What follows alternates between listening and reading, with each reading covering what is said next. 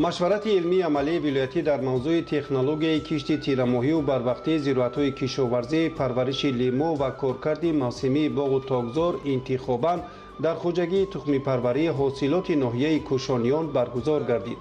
ҳамин шабу рӯз дар муҳити вилояти Хатлон беҳтарин муҳлати кишти картошка, зироати ғалладонагӣ, маҳсулоти дохили гармхонаҳо ва муҳимтар аз ин ба тартиб даровардани боғҳо маҳсуб меёбад. олимони академияи илмҳои кишоварзӣ, мутахассисони вазорати кишоварзӣ ва намояндагони институти боғутогпарварӣ ва зироаткорӣ дар шакли амалӣ роҳҳои ба тартиб даровардани боғҳои мевадиҳандаро ба иштирокдорони машварат фаҳмониданд. дарахтони мевадиҳандаи донагдор дар шароити вилояти Хатлон хеле майдонҳои васеъро доранд ва дар ин ҷо бояд зикр намуд ки буришу ва ба шаклдарорӣ шохсори худи ҳамин дарахтони мевадиҳандаи донагдор чӣ тавр гузаронда мешавад. ва бояд бигӯем ки ҳамаи он дарахтони мевадиҳандаи донагдор аз зардолу, шафтолу, олуболу, гелос инҳо иборат ҳастанд ва тарзи буридани онҳо, тарзи ба шаклдарории онҳо низ аз якдигар фарқ мекунад.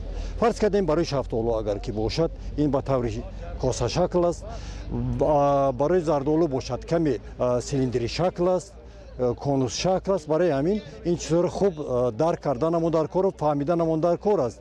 агар чунин бошад, мо чӣ тавре ки нишон додем, яъне ки чӣ тавр буридан, барои чӣ дар бисёр маҳалҳо дар байни мардум аст ки гӯё шафтолу 5-6 сол умр дорад. ин хатои маҳз аст.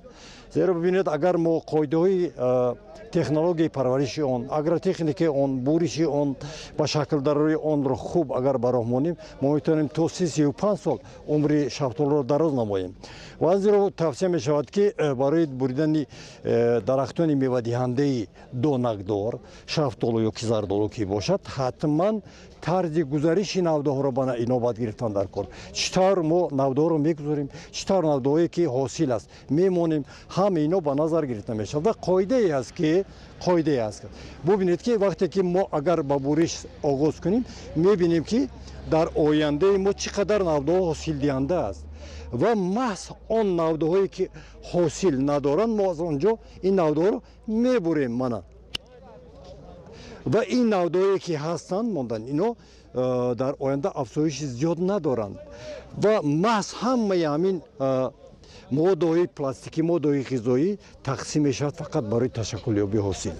ин беҳтарин кор аст. дигар тарафи кор аст, мебинем ки навдоҳ хеле ғафс аст ва аз қисми асос, яъне ки аз дастаки якум сар карда то навдаи якум, яъне се навдае ки дар ин ҷо мебинем, фосила қариб ки 50-60-70 сантиметр аст. хеле зиёд аст.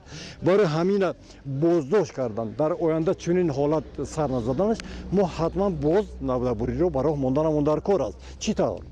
мебинем ки агар се навдае ки дар қисми поян аст, боз ҳамин амале ки кардем, яъне ки ҳам қоидае ки мо иҷро кардем, то ҷои ҳосил ина монда, дигараша буридан мепартаем ва мебинем ки фосилаи байни ино то боло омадагӣ чӣ қадар аст. фақат навдаҳое ки хасак аст, он навдаҳое ки дар оянда ягон манфиат дода наметавонад, мо ин хел бо таври чиз фақат тарзи дурусти қабидани қайчиро ҳамин ҷо фаромӯш кардана он дар кор нест.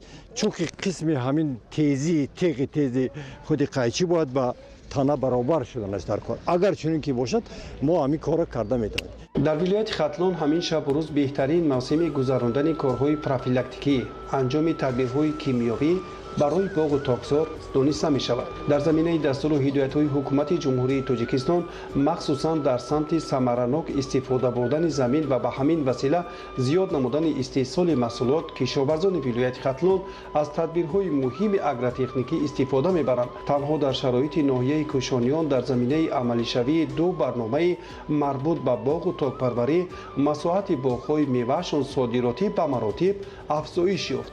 мутахассисони соҳа инобати ҳама технологияи парвариши боғу тогзорро дар сифатнок шудани ҳосили боғҳо муфид арзёбӣ мекунанд.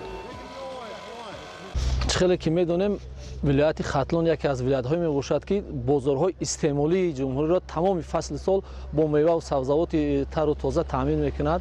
من با تدریج زیاد شدن من مساحت باغ‌های اینتنسیو و باغ‌های نمونوی با تدریج زیاد شده ایستاده است. باید پیش از همه باید گذراندن کارهای اگرتکنیکی نوابسته از مساحت همون خود میدان خواجگی باید در باغ توگذارها گذراندن کارهای دوره زمستانی دوره آرامی من با پرپارات‌های دنوک پرپارات‌های نیتروفن پرپارات‌های تحت رقم 30 استحصال میشوند. باید حتما این عامل میباشد که باید حتما در همه باغ‌ها نوابسته از مساحتش خواجگیدارها باید همین کارها را گذرانند. این در حالت گذرانده می شود که حرارت هوا باید از 5 درجه بالا باشد و تا دوره زنده شدن مخچه ها مثل دو دوره باید کارهای حتمی می باشند که باید در باغ و توگذارها گذرانده شود که در آینده برای پهن نشدن خود همین حشرات های ضرررسان برانگیزنده های کسلی و علف های بیگانه اما پرپارات دنوکی که ما گفتیم سه خصوصیت اساسی دارد. هم خصوصیت فونگیسیدی بر ضد برانگیزنده های کسلی هم خصوصیت اینسکتوسیدی ضد او باقی مانده حشرات هایی که زمستان را در خاک یا که در تنه درخت میگذرانند و برای علف های بیگانه که مثال سال آینده برای پهن نشدنش میتواند که تاثیر خودش برسونه. این کارهایی که چقدر تاکید کردیم کارهای حتمی میباشند نوابسته از خود هم مساحت خواجگی باید گذرانده شود این کارها. در ناحیه کشانیان اینچنین در پرورش جرات‌های سیتروسی و در این خواجگی که ما ببینیم خواجگی آوازدار حاصلات در خندق لیمو پروری با استفاده بودن مجموعه نوری و میکلا بیولوژی علاقه ما قریب که یکنی مراتب حاصل زیاد شد و اساس حاصل از جهت اکولوژی تازه. سال گذشته در ولایت خاتلون بیشتر از 213,000 تن کارتوشک صفتناک استحصال گردید که قریب 9,000 تن آن به ناحیه کوشانیان راست میآید. در خواجگی تخم پروری حاصلات ناحیه کوشانیان در قطار باغ‌های حاصل دهنده به کشت کارتوشک تیرماهی نیز آغاز بخشیدند. عالمان ساحه به شرکت کنندگان مشورت کشاورزی عامل‌های درست کشت و پرورش کارتوشک را با تکیه به اساس‌های علمی توصیه دادند. مهلت کشت زراعت‌های بروقتی سبزیجاتی و در مجموع کارتوشکا در ولایت خاتلون از ماه نوامبر آغاز می‌گردد. از ماه نوامبر ماه دکامبر این ادامه می‌یابد و در اینجا باید بگوییم که طبق آن نقشه که در پیش دارد ولایت خاتلون 4350 گکتار باید کشت کارتوشکا گذراند و تا امروز کار در این سمت خیلی با مرام رفته ایستاده است و باید این را بگوییم که در کدام حالت ها کشت کردن کارتوشکا موافق مقصد است و چگونه تخمی ها باید پیشنهاد گردد. برای همین توصیه می شود که مطابق آن معیارهایی که با تخمی جوابگو است یعنی که همین اندازه تخمی یا که فرکسه تخمی از 30 گرم آغاز گردیده تا 60 گرم برابر می شود و این تناسب را ببینید که هنگام که اگر 30 باشد یا که 40 باشد 50 60 گرم باشد همین معیار یا که مقدار صرف تخمی نیز تغییر می یابد و در یک هکتار موافق آنه که نقشه 70 به 25 باشد 57,000 لونده در یک هکتار جای می گیرد و از همین حاصلنوکی میباده را یعنی حاصلنوکی انتظاری را معین کردن ممکن است و در اینجا باید بگوییم که کدام نوع باید که کشت کرده شود. توصیه می شود که برای گرفتن برای کاشتن کارتوشک بروقتی نوعهای بروقتی که تا 90 روز هستند تا 100 روز هستند توصیه داده می شود و این نوع می تواند مثال شده این نوع ژوکوفسکی رانی هست نوعی که از طرف عالمان تاجیک برآورده شدگی است. این نوع برای پرورش کردن یعنی کارتوشک گرفتن کارتوشک بروقتی توصیه می شود. در گرمخانه دائم کننده درختان لیمو که سال سه حاصل خوب می‌دهند. در گرمخانه موسمی سال گذشته در پمیدار و بادرین کش کرده بودیم. در درون باغ بغیر از درخت شما دیدیم ما پخته و کارتوشکا کش کرده ایستاده ایم برای ثمراناک استفاده برده هر یک هکتار زمین. масоҳати гархонаҳои доимоамалкунанда сол то сол дар вилояти Хатлон бештар мегардад. танҳо дар ноҳияи Кӯшониён 5 гектар гархонаҳои доимоамалкунанда ва 175 гектар гархонаҳои мавсимӣ фаъолият мекунанд. соли гузашта кишоварзони ноҳияи Кӯшониён 100 тонна лимӯи сифатнок истеҳсол карда 90% онро содирот намуданд. дар хоҷагии тухми парварии ҳосилот 5 гархонаи ҳаҷман калон ба таври ҳамешагӣ фаъолият мекунад ки дар онҳо меваҳои ситрусӣ истеҳсол карда мешаванд. бо назардошти васеъ кардани масоҳати гархонаҳои лимӯпарварӣ, огаҳони соҳа ба ҳозирин ҷиҳати рушд бахшидани соҳаи даромадноки бахши кишоварзӣ дастуру маслиҳатҳои муфид доданд. имрӯз технологияи муосири парвариши ситруспарварӣ дар Тоҷикистон аллакай ҷорӣ шудагааст дар истеҳсолот, хусусан дар ноҳияи Кӯшониён, ки беҳтарин усули технология гузаштан ба системи рӯи заминӣ гармхонаҳо худи рӯпӯш кардани гармхонаҳо бо шароитҳои гуногун, усулҳои обмонӣ, усулҳои ғизодиҳӣ, тарзи шинонидан, технологияи нави муосири парвариш аллакай бароҳ монда шудааст. хушбахтона ин семинари имрӯза тамоми ҳамон таҷрибаи пешқадаме ки дар соҳаи ситруспарварӣ аст, онро мо пешкаш намуда истодем дар мисоли парвариши расинаҳои ситрусӣ дар ноҳияи Кӯшониён. таъсиси гархонаҳо қабл аз ҳама ба арзон шудани арзиши маҳсулот дар бозор мусоидат мекунад. аз ҳамин хотир олимони академияи илмҳои кишоварзӣ дастур медиҳанд ки хоҷагиҳои деҳқонӣ, инфиродӣ ва истифодабарандагони заминҳои назди ҳавлигӣ низ ҳарчи бештар маҳсулот истеҳсол кунанд, то тавонанд дар фаровониву арзонии бозор нақши муносиб гузоранд. таҷрибаи ниҳоят калон дорад. солҳои пешин 25-30 сол пеш ино корро сар карда буданд. аз як замин 1-2 ҳосили пурра мегирифтанд. мо бояд аз ҳар ваҷаб замини обёришаванда оқилона истифода барем. ин дар чӣ ифода мегӯяд? на фақат камаш 2 набошад 3 ҳосил ба даст овардан.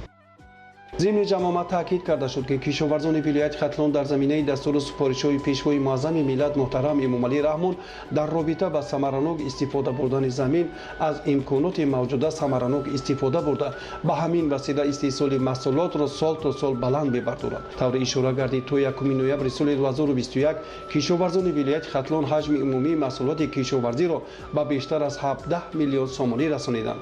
истеҳсоли ҳама намуди маҳсулот дар қиёс бо соли гузашта тафовутпазир аст.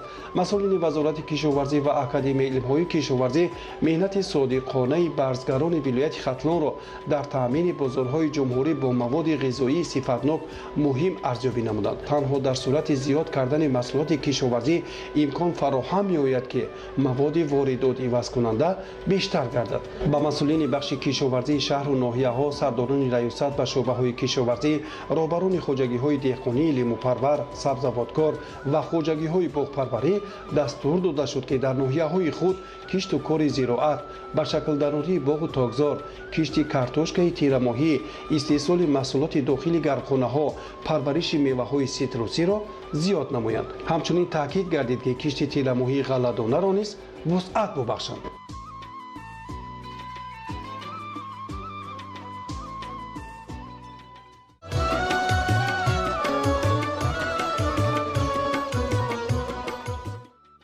сохтмони сардхонаҳо ва нигаҳдории маҳсулоти кишоварзӣ дар шароити муносиб аз дастуру ҳидоятҳои дар паём ироанамудаи сарвари давлати Тоҷикистон муҳтарам Эмомалӣ Раҳмон маншаъ мегирад.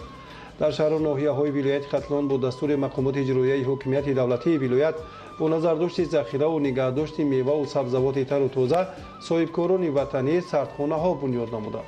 дар шаҳри Бухтар 4 сардхонаи ҳаҷман бузург фаъолият мекунанд ки дар онҳо худи соҳибкорон ва ҳам деҳқонон метавонанд ки маводи ғизоиро дар шароити муносиб нигаҳдорӣ кунанд. соҳибкорон ва деҳқонон гуфтание дорем ки марҳамат омада дар ҳамин сардхонаи мо маҳсулотҳои кишоварзиро нигоҳдорӣ кунед ва дар оянда бо нархи хубу ба шумо маъқул ба савдо барорем. мо зиёда ҳозир аз 1000 тонн ҷо дорем ки қабул кунем маҳсулотҳои кишоварзиро. соли гузашта 1500 тонн маҳсулотҳои кишоварзӣ қабул карда будем.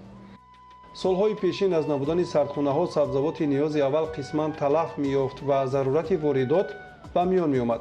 дар заминаи дастуру ҳидоятҳои пешвои муаззами миллат раисони шаҳру вилоятҳо тасмим гирифтанд ки сардхонаҳои ҳозиразамон бунёд карда барои ғунҷоиши аз 200 то 1000 тонна маҳсулот ба истифода супоранд. дар ширкати али ва баракати истиқлоли шаҳри бухтар ҳамин шабрӯз себу ангур ва лимӯ захира карда дар минбаъда марҳила ба марҳила анвои ғизоиро вориди бозорҳои дохилӣ мегардонанд. Танҳо дар ҷамъияти дорои масъулияти маҳдуди бозори ҳоҷӣ шарифи шаҳри бухтар 5 сардхонаи доимоамалкунанда мавҷуд аст ки соҳибкорону тоҷирони бозор сабзавоту меваҷотро дар онҳо нигаҳдорӣ мекунанд. дар ҳудуди бозор мо ҳамин хел 5 та сардхонае ки гунҷоишаш 72 квадрат ай барои маҳсулотҳои хоҷагии қишлоқ, мисол ангур, мевагӣ, сабзӣ, лимон, дигар чизоро тайёр кардагем. Мана рӯзҳои наздик инҳоро пур мекунем ай маҳсулотҳои ниёзи мардум. баъд аз ин 3 та 4 та контейнере ки тайёр кардагем барои меваҷот ай, барои апелсин, мандарин, помидор, бодиринг, себ, нок, инҳоам бо омодагӣ тайёр истодагӣ. 2 та ҳамин хел контейнери дигар тайёр кардагем барои гӯшти мурғ. гунҷоиш ваям 20 то 15 тонна гунҷоиш дорад. дар ҷамоати шаҳраки бухтарони ноҳияи кӯшониён низ бо назардошти нигаҳдории маҳсулоти тару тоза дар назди ҷамъияти дорои масъулияти маҳдуди агросаноат сардхонаи муосир бунёд карданд ки дар як навбат шароити нигаҳдошти 500 тонна сабзавотро дорад. дар қисмате аз ин сардхонаҳо аллакай себ, ангур нигаҳдоришон барои захираи сабзӣ омодагӣ мегиранд.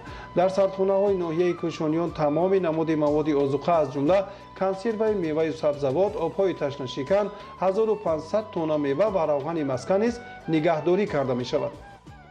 соҳибкорои ватанӣ 260 тонн себ мондаанд. бо ҷои холие ки дорем барои деҳқоно, барои соҳибкоро дар сардхонаи мо ҷо мешавад 1500 тонна маҳсулоти масалан ватанӣ.